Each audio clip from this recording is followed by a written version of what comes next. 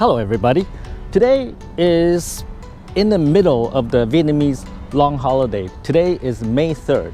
So I'm actually taking this opportunity coming back to Vancouver, and one of the things I want to do here in Vancouver is to review this car. All right, this is the Tesla Model 3 and this is a 2020 year model, and let me tell you, this is a great car.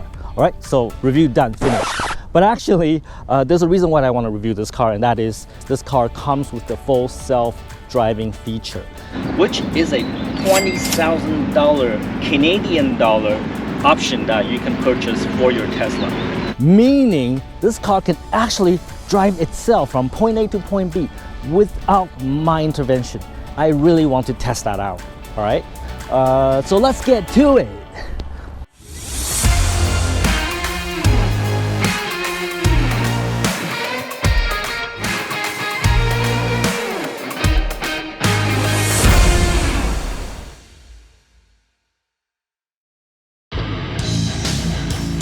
Hey Tom, it's the one and only Floyd Money Mayweather.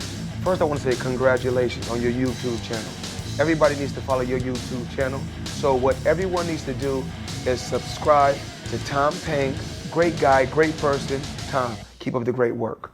While we're looking at the exterior of the Model 3, let me just show you that the owner of this car actually has a customized license plate, and it says AWD FSD, which stands for all-wheel drive and full self-driving.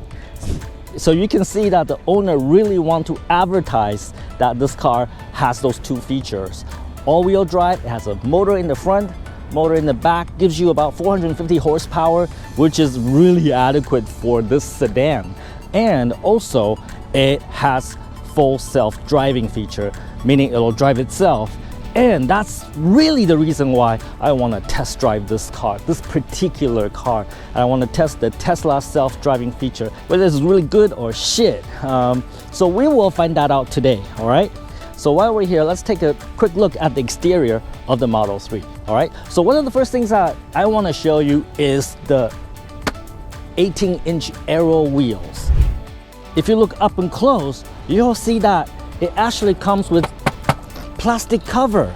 So why would a 64,000 Canadian dollar car have plastic covers for the rims?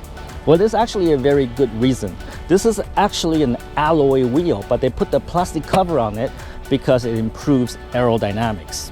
The shape of the cover allows the wind to go by the side of the car, thereby improving the efficiency of the Tesla Model 3. But if you don't like the look of the covers, you can actually pull it off. And when you pull it off, it'll reveal the alloy wheel inside. And it kind of looks like this. So here's another Tesla, which is parked by the side of my car, and it looks kind of like that. So I thought this is actually a really cool feature. I mean, if you don't like the look of your Tesla rims, you can actually pull this off and get a complete different look. And when you want to have maximum efficiency with your Tesla, put the cover back on. This will improve, according to Tesla, the efficiency about 10%. So this will help you give you more range on a full charge. So what do I think about the Tesla exterior? I think it looks sleek. I think it looks sexy. In fact, Tesla models haven't really changed much after they have been launched. This includes the Model 3, the Model Y, the Model S. They haven't changed much because, frankly, they continue to look modern. So change is not so much necessary for the Tesla models. In fact, if you look around Vancouver, which is where I'm at right now, there's Teslas everywhere. And in fact, there's another Tesla right beside my Tesla. I remember there was a time, maybe 10 years ago, everybody was driving Mercedes and BMWs. And if you want to show status, that's what you would drive. But today, you don't see a lot of Mercedes on the road, aside from what I drive, but you don't see a lot of them. Everybody's driving this. Like anybody with the means, they're upgrading, they're changing to the Tesla because actually that is the social status of today, right? If you drive a Tesla, that means you're progressive, you care about the environment, and that you're technologically more advanced than anybody else, right? So if you want to show status, this is what you drive today. That's only an opinion, that's only my observation. I don't know whether that's true or not, but I do see a lot of Teslas on Vancouver roads. So let's do a walk around on the Tesla Model 3. And frankly, I have to say, this is a sexy looking car. It looks very, very sleek. The design is simple, the lines are simplistic, but it's still a sleek looking car. And there's a good reason for it, because when Tesla designed all its models, aerodynamics is the key thing that they want to achieve. That's why with the Tesla, you get the best range in EVs. And that's just the way it is. I wish more manufacturers can compete in terms of range. And actually, in fact, I think there's a lot of new Chinese manufacturers that are doing exactly that. But anyways, back to the point. The Tesla Model 3 looks sexy. So next, let's figure out how to get into the Tesla. So with the Tesla, there is actually no key fob.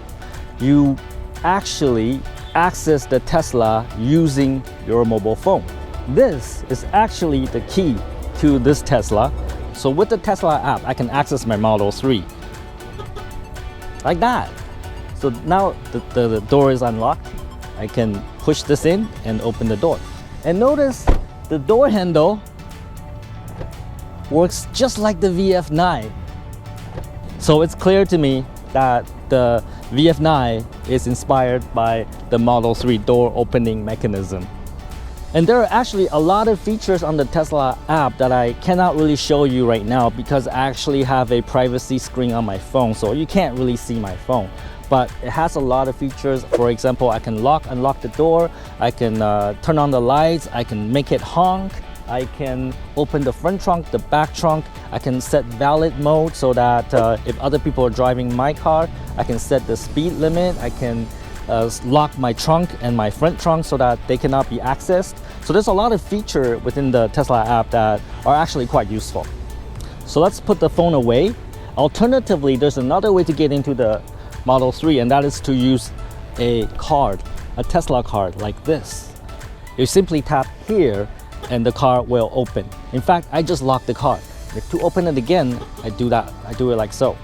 You actually don't need to take your phone out or use the card, because if your phone is connected to the Bluetooth of the Model 3, then all you have to do is to walk up to the car and open the door. The car will recognize your phone through Bluetooth and then open the door for you. So let's get into my Tesla. Actually, when I say my Tesla, I meant someone else's Tesla. I actually borrowed it for this particular review. That's why you see the special license plate. The owner got that license plate. And my first impression setting into the Tesla Model 3 year 2020 model is that it's actually very comfortable. The seat is actually very soft. So, and the backrest is also very comfortable. It's been supported on both sides, and it's a good place to be. I like the seat in the Tesla very much. So in the driver position, you get a very minimalistic cabin. And look at the shiny, smooth plastic surface here that you can open. So you can open this up. You can also open this up and you can close it like so and close like that. So what I really like about the Tesla Model 3 is that you can put your phone right here in this position.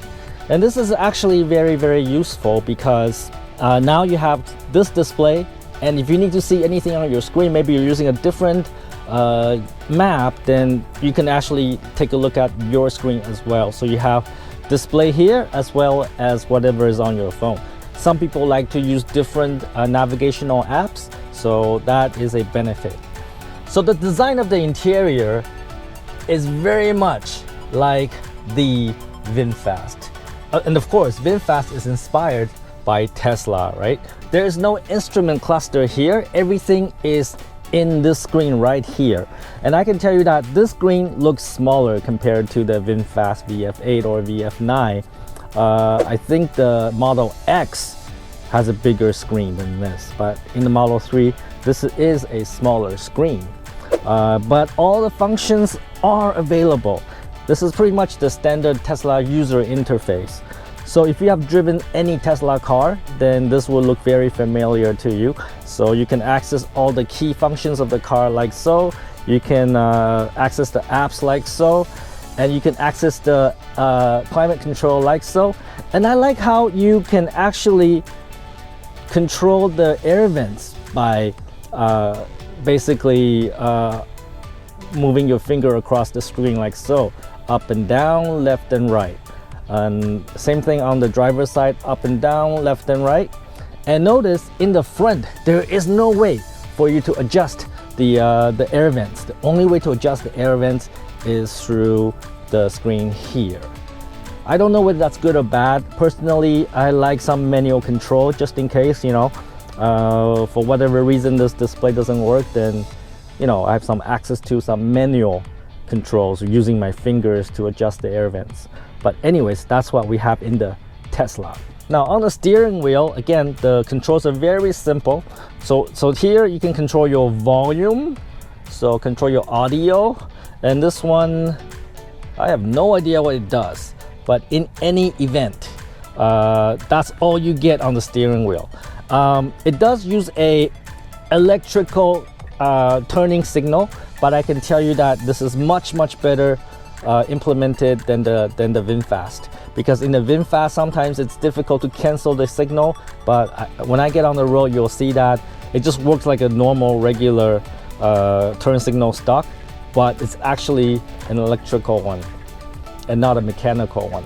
So in terms of the interior quality, this is actually wood. You can actually feel this is real wood, not the fake wood, right? It feels, you can actually feel the grains, and this is soft material.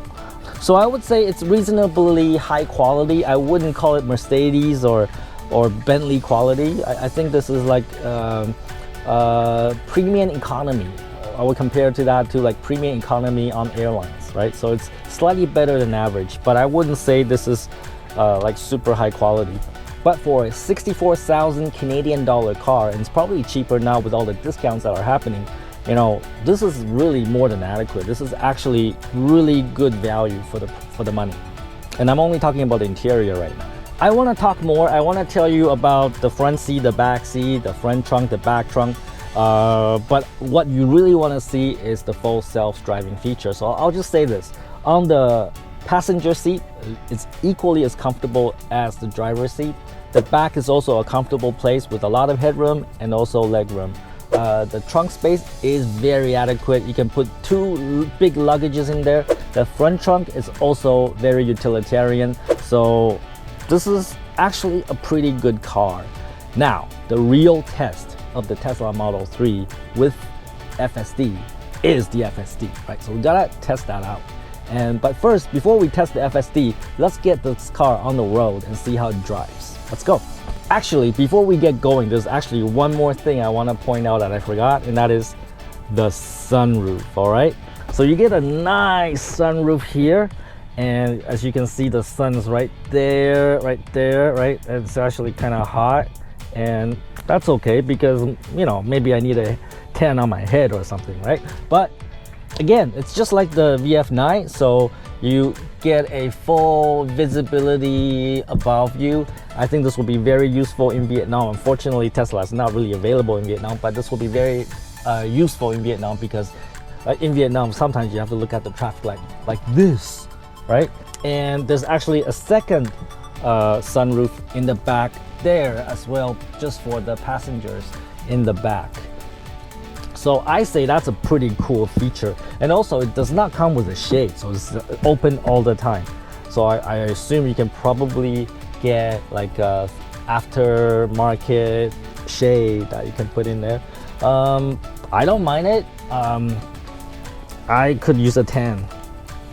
So now let's get on the road. Actually, one more thing I want to show you before we get on the road, and that is how we get out of the Tesla Model 3. Let me show you how that works.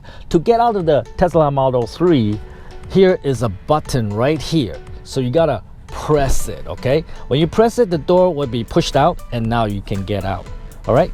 And I have to say, this is yet another feature that inspired VinFast VF9. So I can say that there's a lot of features, like the opening door, like the door handle, like the display, like the interior, that VinFast borrowed from Tesla. And I think that's okay, because good ideas are supposed to be copied, but it's also important that, you know, we borrow ideas and we also innovate and improve and add upon, right? That's important, and I think that's fine, that's cool. So let's really get on the road this time. All right, so let's get on the road. So let's see how the Tesla Model 3 drives. Again, this is a all-wheel drive version of the Model 3. So it's got dual motor, one in the front, one in the back, about 450 horsepower, and this is a sedan, so it's got power, all right? It drives really, really good. Let's just say that. But let me show you. So one of the cool things about the display is that it actually show you all the things that are around you, including cars, pedestrians, bicycles, and you will see that on the screen. So every time we go somewhere, you'll see what's around us. The Tesla actually identifies everything around us so that it can do full self-driving. So let's go. So as I am getting out of the parking lot, the Tesla knows, you know, what's in its environment and all the cars that are around me right now. It's actually navigating a path. As I get close to, you know, an intersection, I can see traffic light here. I can see the cars that are passing in front of me. I can see parked cars over there. It's actually amazingly accurate. It knows that it's a red light, right? This is pretty amazing. So there's so many things we want to test today. Let's go. First, we're gonna drive the car by myself because I like driving, all right? And let me tell you, this car's got power, man. This car, when you put the pedal down, it just accelerates. According to the manufacturer, Tesla, it'll get to 100 kilometers an hour in about 4.6 seconds.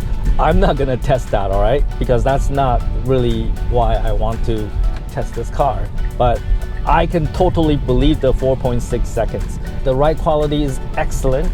The steering is very good. I have to say this is much superior to the VF8 or VF9.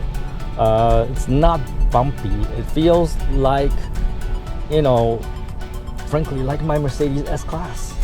It does. And it's quiet in the cabin. Like really, when you are in the driving seat in the Model 3, you feel very comfortable. You're not nervous, you're not stressed. It's a very relaxing environment, which is what the S-Class is supposed to give you. And it does. It also handles very well, which is not a surprise because it is an all-wheel drive car with all the battery weight at the bottom of the car. So, you know, it drives really well, it handles really, really well. And one thing to note is that when I'm sitting in the Model 3, I feel really low in the car. I feel very low to the ground.